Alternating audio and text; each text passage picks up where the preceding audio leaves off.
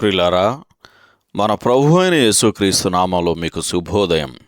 ప్రతిదినం ప్రభుతో అనుదిన ఆత్మీయ ఆహారం. ఫిబ్రవరి 21 శనివారం. నేటి లేఖన పఠనం 7వ కీర్తన. నేటి ధ్యాన లేఖనం 7వ కీర్తన 8, 9, 10 వచనాలు, అలాగే 17వ వచనం కూడా. యెహోవా జనములకు తీర్పు తీర్చువాడు. హృదయములను అంతరింద్రియములను పరిశీలించు నీతిగల దేవా, దుష్టుల చెడుతనము మాన్పుము, నీతిగల వారిని స్థిరపరచుము. యెహోవా న్యాయము విధించువాడని నేను ఆయనకు కృతజ్ఞతాస్తుతులు చెల్లించెదను.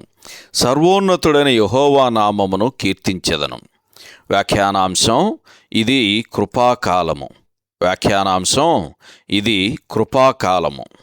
వ్యాఖ్యానం: కీర్తనలను మనం అర్థం చేసుకోవడానికి, మరి ముఖ్యంగా కీర్తనలలో దుష్టులను గురించి చెప్పబడిన కొన్ని కఠినమైన మాటలను చూసి ఆశ్చర్యపోకుండా ఉండాలంటే మనం ఒక విషయాన్ని ఎన్నటికీ మరచిపోకూడదు.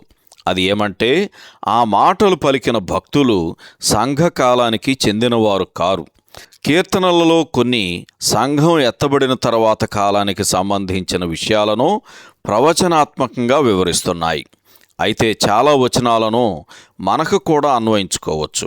ఉదాహరణకు, నమ్మికను గూర్చి వివరించే వచనాలు, అన్యాయం జరిగిందనే భావనను కలిగించే వచనాలు, స్తుతికి సంబంధించినవి, ఇంకా అనేక ఇతర భావనలను వ్యక్తపరిచేవి మనం ఈ కీర్తనల్లో మనకు అన్వయించుకోవచ్చు. కీర్తనలలో కోరినట్లు ప్రస్తుత కాలము దేవుని తీర్పును కోరే కాలము కాదు.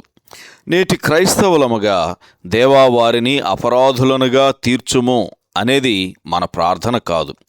5వ కీర్తన 10వ వచనంలో ఆ మాట రాయబడింది. అయితే దేవుని పాఠశాలలో మన ప్రభువు చూపిన మాదిరిని బట్టి, తండ్రి, వీరిని క్షమించుమని ప్రార్థించటం మనం నేర్చుకున్నాం. లూకా సువార్త 23వ అధ్యాయం 34వ వచనంలో ఈ మాటలు చదువుతాం.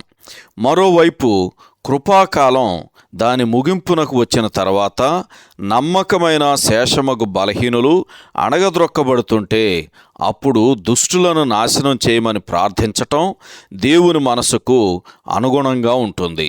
లూకా సువార్త 18వ అధ్యాయం 7వ వచనం చదవండి. ఈ విధంగా భక్తిహీనులకు తీర్పు తీర్చబడిన తర్వాత మాత్రమే మనం 8వ కీర్తనలో చదువుతున్నట్లుగా మనుష్య కుమారుని రాజ్యము భూమి మీద స్థాపించబడుతుంది.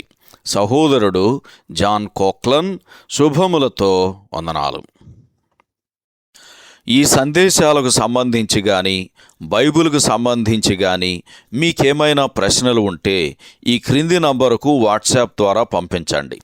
మీ ఆత్మీయ క్షేమాభివృద్ధి కోసం అనుభవజ్ఞుల ద్వారా జవాబులు అందించబడతాయి.